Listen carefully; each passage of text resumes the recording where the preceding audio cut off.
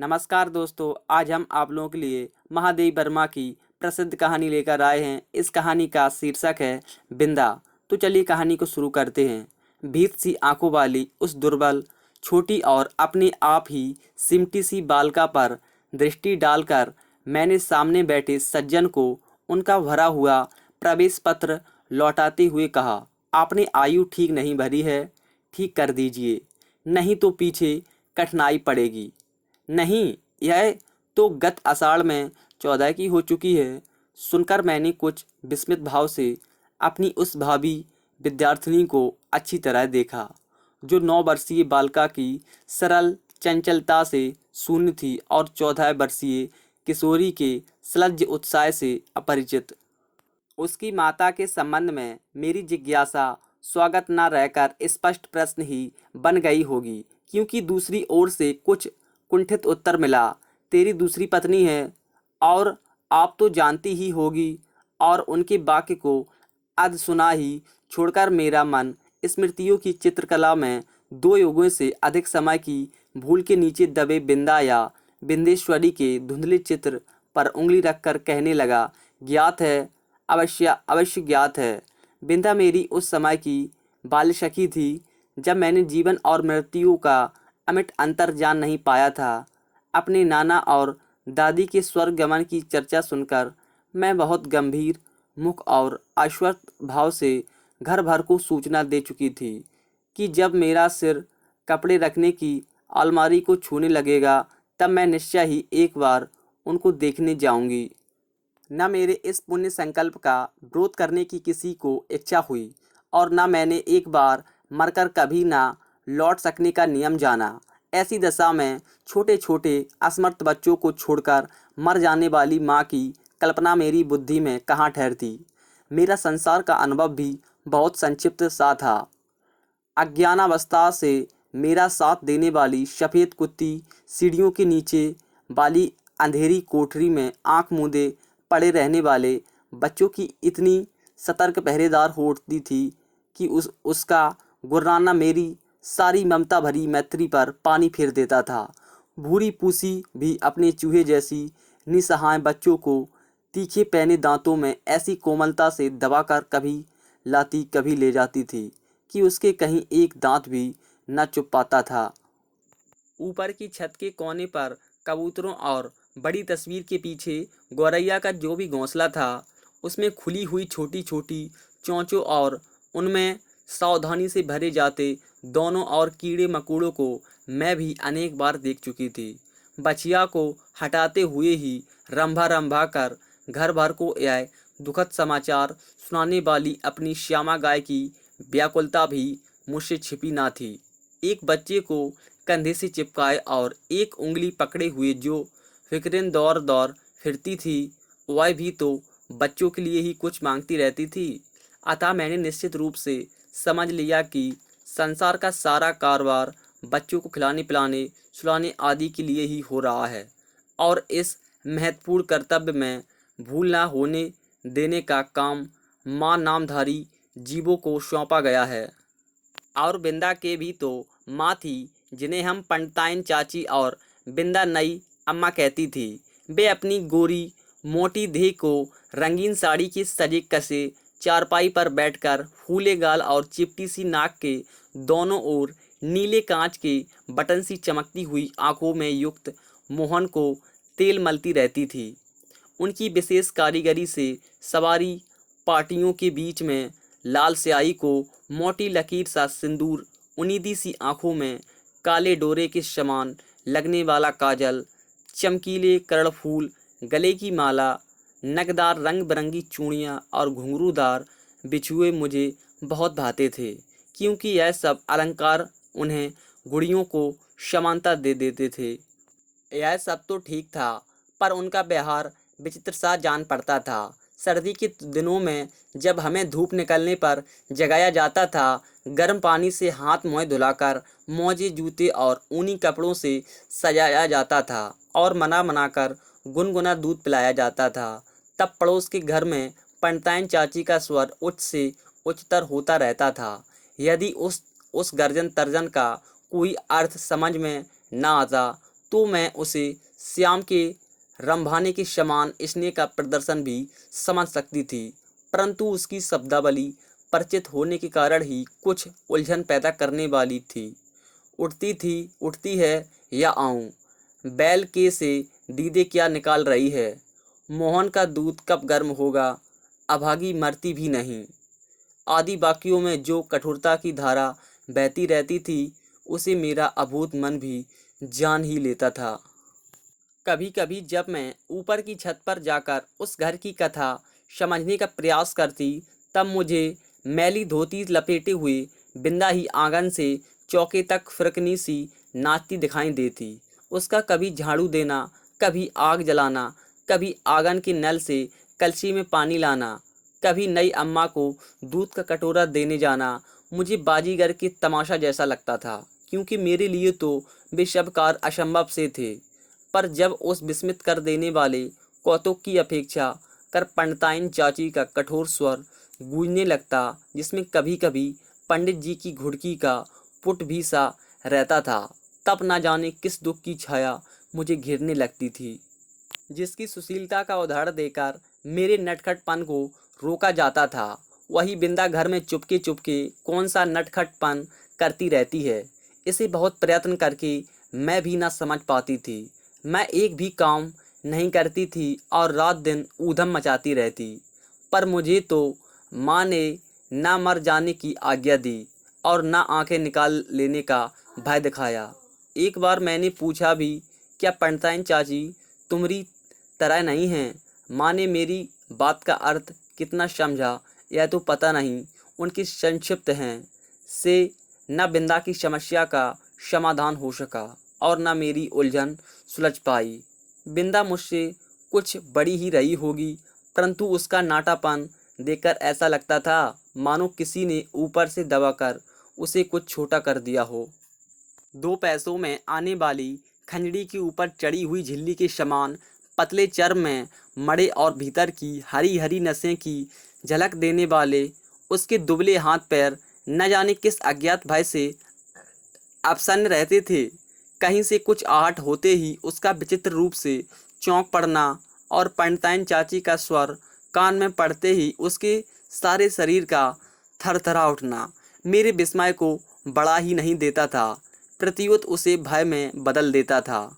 और बिंदा की आंखें तो मुझे पिंजड़े में बंद चिड़िया की याद दिलाती थी। एक बार जब 2-3 करके तारे गिनते गिनते उसने एक चमकीले तारे की ओर उंगली उठाकर कहा, वह रही मेरी अम्मा, तब तो मेरे आश्चर्य का ठिकाना ना रहा। क्या सबकी एक अम्मा तारों में होती है और एक घर में? पूछने पर बिंदा ने अपने ज्ञान कोश में से कुछ कण मुझे दिए और तब मैंने समझा कि जिस अम्मा को ईश्वर बुला लेता है वह तारा बनकर ऊपर से बच्चों को देखती रहती है, और जो बहुत सज धज से घर में आती है वह बिंदा की नई अम्मा जैसी होती है। मेरी बुद्धि सहज ही पराजय स्वीकार करना नहीं जानती। इसी से मैंने सोचकर कहा, तुम नई अम्मा को पुरानी अम्मा क्यों नहीं कहती? फिर वे नई रहेंगी और ना डांटेंगी। बिंदा को मेरा उपाय कुछ जचा नहीं, क्योंकि वह तो अपनी पुरानी अम्मा को खुली पालकी में लेटकर जाते और नई को बंद पालकी में बैठकर आते देख चुकी थी। अब किसी को भी पदच्युत करना उसके लिए कठिन था, पर उसकी कथा से मेरा मन तो सचमुच आकुल हो उठा। अतः उसी रात को मैंने माँ से बहुत अनुनय पूर्वक कहा, तुम कभी तारा ना बनना, चाहे भगवान कितना ही चमकीला तारा बनावे। माँ बेचारी मेरी विचित्र मुद्रा पर विस्मित होकर कुछ बोल भी ना पाई थी। मैंने अकुंठित भाव से अपना आश्रय प्रकट कर दिया, नहीं तो पंडिताइन चाची जैसी नई अम्मा पालकी में बैठकर आ जाएंगी और फिर मेरा दूध बिस्कुट जलेबी सब बंद हो जाएगी और मुझे बिंदा बनना पड़ेगा। माँ का उत्तर तो मुझे स्मरण नहीं, पर इतना याद है कि उस रात उसकी धोती का छोर मुट्ठी में दबाकर ही मैं सो पाई थी। पंडिताइन चाची के न्यायालय से मिलने वाले दंड के सब रूपों से मैं परिचित हो चुकी थी। गर्मी की दोपहर में मैंने बिंदा को आंगन की जलती धरती पर बार बार पैर उठाते और रखते हुए घंटों खड़े देखा था। चौके के खंभे से दिन दिन भर बंधा पाया था और भूख से मुरझाए मुख के साथ पैरों नई अम्मा और खटोले में सोते मोहन पर पंखा झलते देखा था। उसे अपराध ही नहीं, अपराध के अभाव का भी दंड सहना पड़ता था। इसी से पंडित जी की थाली में पंडिताइन चाची का ही काला मोटा और घुंघराला बाल निकलने पर भी दंड बिंदा को मिला। उसके छोटे छोटे हाथों से धुल ना सकने वाले उलझे तेलहीन बाल भी अपने स्वाभाविक भूरेपन और कोमलता के कारण मुझे बड़े अच्छे लगते थे। जब पंडिताइन चाची की कैंची ने उन्हें कूड़े के ढेर पर बिखराकर उनके स्थान को बिल्ली की काली धारियों जैसे रेखाओं से भर दिया तो मुझे रुलाई आने लगी। पर बिंदा ऐसे बैठी रही मानो सिर और बाल दोनों नई अम्मा के ही हों। और एक दिन याद आता है, चूल्हे पर चढ़ाया दूध उफना जा रहा था। बिंदा ने नन्हे नन्हे हाथों से दूध की पतीली उतारी अवश्य, पर वह उसकी उंगलियों से छूटकर गिर पड़ी। खोलते दूध से जले पैरों के साथ दरवाजे पर खड़ी बिंदा का रोना देख मैं हतबुद्धि सी हो रही। पंडिताइन चाची से कहकर वह दवा क्यों नहीं लगवा लेती, यह समझना मेरे लिए कठिन था। उस पर जब बिंदा मेरा हाथ अपने जोर से धड़कते हुए हृदय से लगाकर कहीं छिपा देने की आवश्यकता बताने लगी, तब तो मेरे लिए सब कुछ रहस्यमय हो उठा। उसे मैं अपने घर में खींच लाई अवश्य, पर न ऊपर से खंड में माँ के पास ले जा सकी और न छिपाने का स्थान खोज सकी।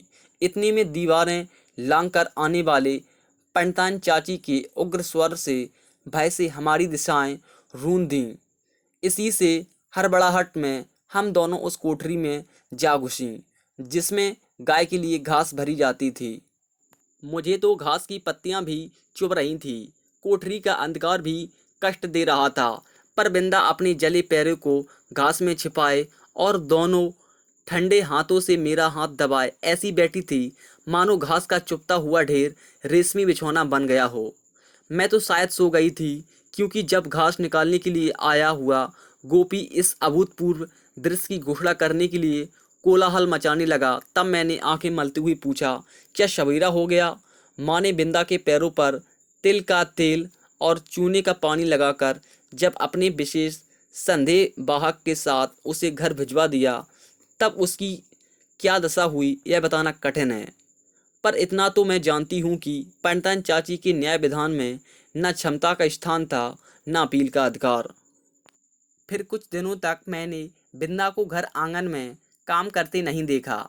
उसके घर जाने से माँ ने मुझे रोक दिया था, पर वे प्रायः कुछ अंगूर और सेब लेकर वहाँ हो आती थी। बहुत खुशामद करने पर रुकिया ने बताया कि उस घर में महारानी आई है, क्या वे मुझसे नहीं मिल सकती? पूछने पर वह मुँह में कपड़ा ठूंसकर हंसी रोकने लगी। जब मेरे मन का कोई समाधान न हो सका, तब मैं एक दिन दोपहर को सभी आँख की बचाकर बिंदा के घर पहुंची। नीचे के सुनसान खंड में बिंदा अकेली एक खाट पर पड़ी थी। आंखें गड्ढे में धंस गई थीं, मुख दानों से भरकर न जाने कैसा हो गया था और मैली सी चादर के नीचे छिपा शरीर बिछौने से भिन्न ही नहीं जान पड़ता था। डॉक्टर, दवा की शीशियाँ, सिर पर हाथ फेरती हुई माँ और बिछौनों के चारों चक्कर काटते हुए बाबूजी ने बिना भी बीमारी का अस्तित्व है यह मैं नहीं जानती थी। इसी से उस अकेली बिंदा के पास खड़ी होकर मैं चकित सी चारों ओर देखती रह गई। बिंदा ने कुछ ही संकेत और कुछ अस्पष्ट शब्दों में बताया कि नई अम्मा मोहन के साथ ऊपर खंड में रहती हैं। शायद चेचक के डर से सवेरे शाम बरौनी आकर उसका काम कर जाती है। फिर तो बिंदा को दुखना संभव ना हो सका, क्योंकि मेरे इस आज्ञा उल्लंघन से माँ बहुत चिंतित हो उठी थी। एक दिन सवेरे ही रुकिया ने उससे न जाने क्या कहा कि वे रामायण बंदर कर बार बार आंखें पोंछती हुई बिंदा के घर चल दी। जाते जाते वे मुझे बाहर से न निकलने का आदेश देना नहीं भूली थी। इसी से इधर उधर से झांककर देखना आवश्यक हो गया। रुकिया मेरे लिए त्रिकालदर्शी से कम ना थी, परंतु वह विशेष अनुनय विनय के बिना कुछ बताती ही नहीं थी और उससे अनुनय विनय करना मेरे आत्मसम्मान के विरुद्ध पड़ता था। अतः खिड़की से झांककर मैं बिंदा के दरवाजे पर जमा हुए आदमियों के अतिरिक्त और कुछ ना देख सकी, और इस प्रकार की भीड़ से विवाह और बारात का जो संबंध है उसे मैं जानती थी। तब क्या उस घर में विवाह हो रहा है, और हो रहा है तो किसका, आदि प्रश्न मेरी बुद्धि की परीक्षा लेने लगे। पंडित जी का विवाह तो तब होगा जब दूसरी पंडिताइन चाची भी मरकर तारा बन जाएंगी, और बैठ ना सकने वाले मोहन का विवाह संभव नहीं। यह सोच विचार कर मैं इस परिणाम तक पहुंची कि बिंदा का विवाह हो रहा है, और उसने मुझे बुलाया तक नहीं। इस अचिन्हित अपमान से आहत मेरा मन सब बुढ़ियों को साक्षी बनाकर बिंदा को किसी भी शुभ कार्य में न बुलाने की प्रतिज्ञा करने लगा। कई दिन तक तो बिंदा के घर झांक झांक कर जब मैंने माँ से उसके ससुराल से लौटने के संबंध में प्रश्न किया, तब पता चला कि वह तो अपनी आकाशवासिनी अम्मा के पास चली गई। उस दिन से मैं प्राय चमकीले तारे के आसपास फैले छोटे तारे में बिंदा को ढूंढती रहती, पर इतनी दूर से पहचाना क्या संभव था। तब से कितना समय बीत चुका, पर बिंदा और उसकी नई अम्मा की कहानी शेष नहीं हुई। कभी हो सकेगी या नहीं, इसे कौन बता सकता है।